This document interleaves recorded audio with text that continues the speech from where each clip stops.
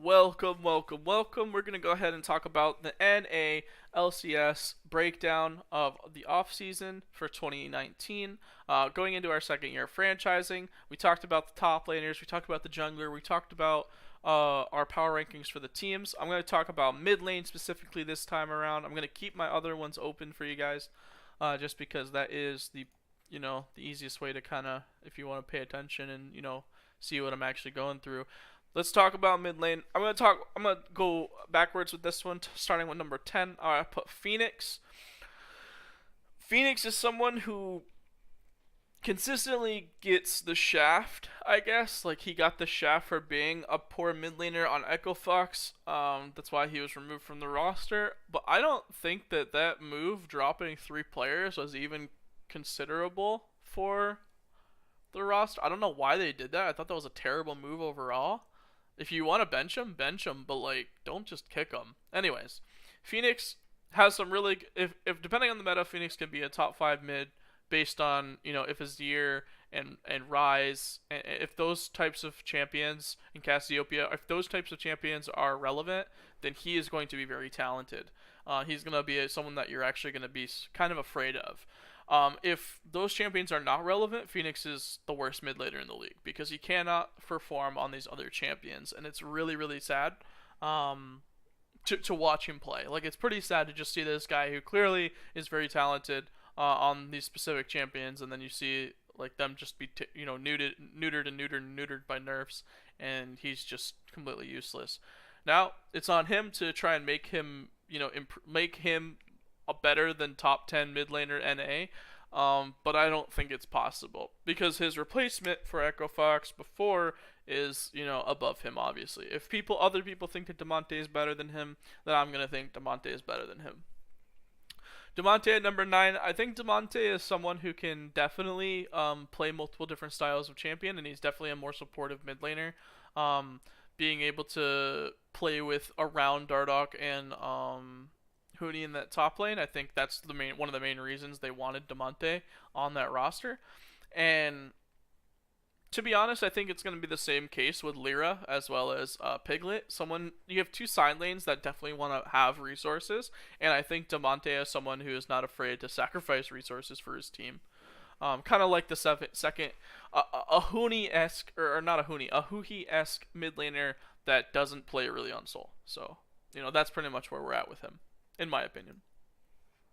Niski coming over from EU. He was pretty good when he was here in North America on Envious, being able to stand up to the lanes of Bjergsen and some of the other strong laners. Do I think that Niski is a strict downgrade from Jensen? Obviously, based on this tier list, if you've noticed who's number 1, I think Niski is a huge downgrade from Jensen. Whether or not Niski can add that faucet to his game where he can be that aggressive player and be able to follow Blabber and Svenskeren around and see if he can actually play with them. And is he going to be the best option over Golden Glue? And to be honest, I think if Golden Glue is on this list, I'd place Golden Glue at number 6. And that is saying something because I think Golden Glue had a fantastic 2018 season and someone who definitely deserved a starting spot compared to some of these names, and unfortunately he didn't get it. So let's talk about Pole Belter. I think Pole Belter's terrible overall compared on the international stage. When you compare him to some of the top mid laners in the world, I think he is like he just does not stack up well. He gets smashed in lane, he doesn't impact the map, and he's a huge liability for the roster internationally. We saw it at MSI and we saw it at Worlds multiple years in a row. Is that a relevancy to say that this player is overall terrible? Me, no. I think he's consistently getting to Worlds because he's better than the other NA talent in mid. However, that's not saying much because I think that he's playing on extremely stacked lineups.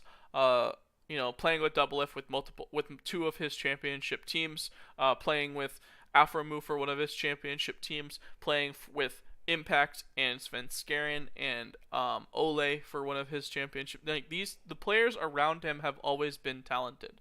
And whether or not that means Pobelter is bad is not really relevant. It's whether Pobelter can properly impact the map to make sure that these other carries are the number 1 and 2 carries.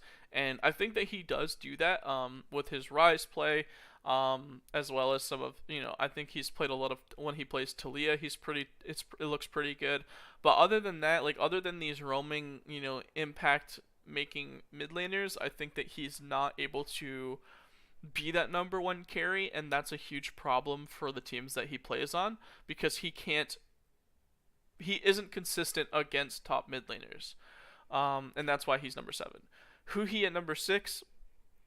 I think I put Huhi above Pobelter based on the playstyles. Pobelter is not a carry mid laner. Huhi has had opportunities where he's played Syndra and he's played Vel'Koz, and he's gotten extremely fed and carried 1v9. He also has a deeper champion pool than Pobelter, and Huhi has the same roaming, mentality where he consistently gets his side laners ahead and he wants to win the game through a team effort rather than solo carry. And that is the main reason that he's going to be at number 6 and not number 5, because when we talk about the top 5 here, these are players that are 1v9 players. Froggen coming in from taking a year off in 2018, and to be honest, if he continued, 2017 summer was probably his best performance split of his career, and that's from his own words in interviews and stuff that I've heard.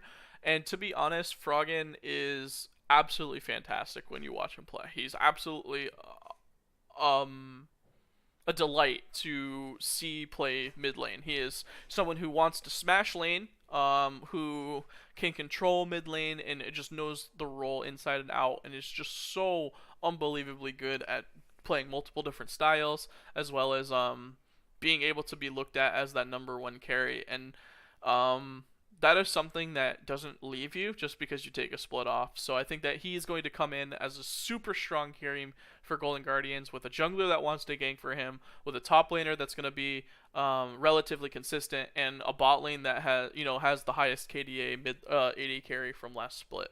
And of course a roaming support. So this is a team that can definitely do some damage. The only reason I have Froggen at number 5 and not higher is because he took a year off. He is kind of an unknown whether he's going to come back in full force, but I do expect that he's going to be a stronger laning mid laner, as well as a stronger mid laner than the players below him. Crown I have at number 4 because he is coming off a terrible 2018 season where he actually got benched. I love Crown. He's actually one of my favorite players. I was a huge fan of Samsung Galaxy. When they were a roster. Obviously, they're Gen G now, but between watching 2018 Crown, if Victor remains relevant, if he stays in the mid lane, maybe Crown could come back to his former self. The problem with Crown is that he does suffer from some mental mental issues such as depression, and he is someone who might get burnt a little bit. Maybe North America is like a mental reset for him, and he does have the ability, as the 1v9 carry, because he's being looked to as like he's going to be talked up because he's on a team that doesn't have any other threats besides Dardoch and Meteos. And other than that, based on how the team works out, Crown could have a very disappointing split or a very, very strong split. Power of Evil. Power of Evil in the summer of 2018 was the best laning mid laner of any mid laner, on a pretty underwhelming team. Someone who had a 50% win rate, 9-9. Power of Evil was by far the best mid laner. He had the best CSD, best XP, best gold. Someone who is clearly outplaying his opponents, whether he was getting jungle ganks or not. He is consistently above his opponent by a large margin. And that is something that going to a team like CLG, where you do have a consistent top laner, hopefully a consistent top laner. Darshan had a pretty rough year, but someone who is a veteran top laner, and you have a very consistent bot lane in 6am Biofrost, along with a very aggressive jungler like Wiggly who wants to play for the team. You have, since he's a rookie, he's going to be a little bit more malleable to how Power of Evil wants to play, and you might see Power of Evil have one of his best splits. Bjergsen at number 2. Bjergsen, even in a down year for TSM where they actually didn't make a finals appearance for the first time ever in Org's history, Bjergsen was still one of the best mid laners in the league. He had some crazy stats. He had some crazy number of kills. He was constantly ahead in mid lane, so he was not a liability for TSM. The problem with Bjergsen, I think, is mostly mindset about how to play the game, and I think that's the biggest problem with TSM. But other than that, if they do bring in some aggressive mentalities, some people who are very vocal about how they want to play the game, you might see a reset on how Bjergsen wants to play, and Bjergsen might end up changing his game plan. And I really hope they do because I don't want to see TSM lose again or fail again. And even though I don't like TSM, excuse me. Okay, last one. Top mid laner in. That was my little drum roll of coughing. Top mid laner in North America is Jensen. Going to Team Liquid, Jensen had always had like some of the highest stats in splits usually. Individually, Jensen was always like a pop off mid laner, someone who could play multiple different styles, someone who could play be a number one carry threat or be the Galio and roam and make plays around his team, Zillion, those types of champions.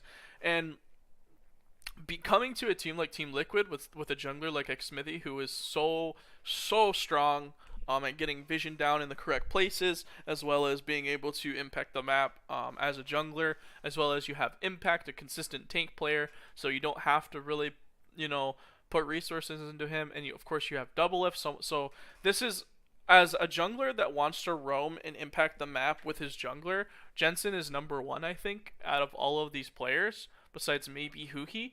And Jensen does it on a more consistent basis than anyone else. So he lanes really. He's a really strong laner. He's really strong at roaming, and he's really strong about how he wants to play the game aggressively or defensively, depending on champion meta.